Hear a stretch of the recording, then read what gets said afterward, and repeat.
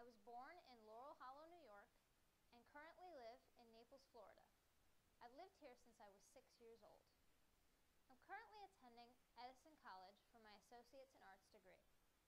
After that, I will be transferring to Florida Gulf Coast University to study psychology.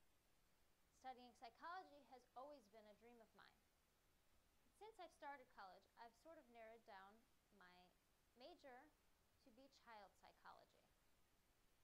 School usually takes up most of my time, but when I do have time to get away, I go scuba diving. I've been certified for almost 3 years now.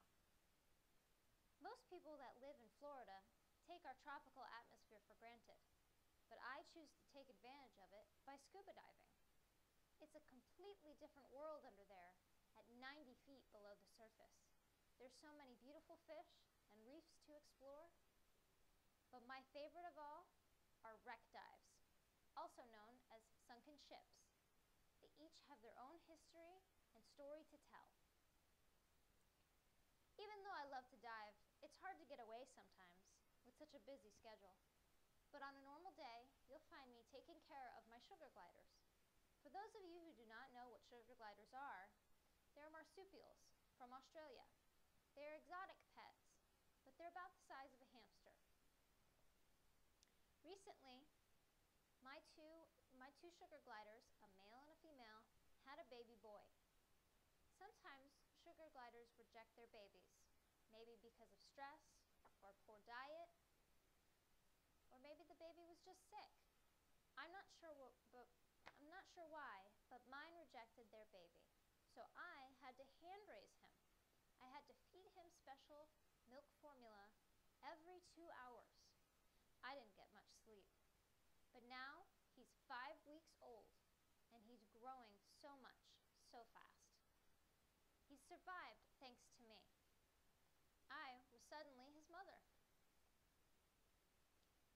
When I'm not doing that, I try to squeeze in some reading. When I'm not reading for educational purposes, I like to read nonfiction.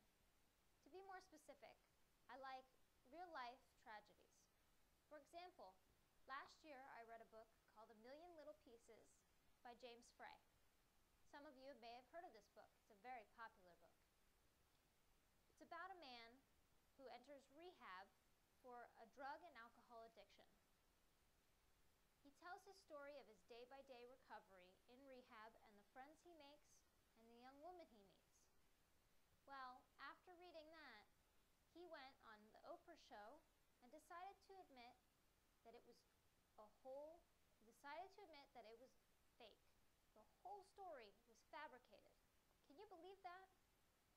I was quite disappointed myself. Not only did he lie about that book, but he wrote a second book to it called My Friend Leonard. That book I didn't get too far in because it was just disappointing to know that it wasn't a real story. As you can see, my hobbies and aspirations keep me busy.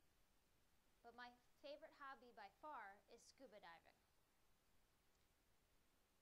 If you haven't tried it, I would highly recommend it. There's no other hobby like it. But I don't think my sugar gliders like when I go away for the weekend. So I guess I'll just stick with studying child psychology and reading books. Today I've shared with you many of my hobbies and my interests and my aspirations. I hope this gives you a little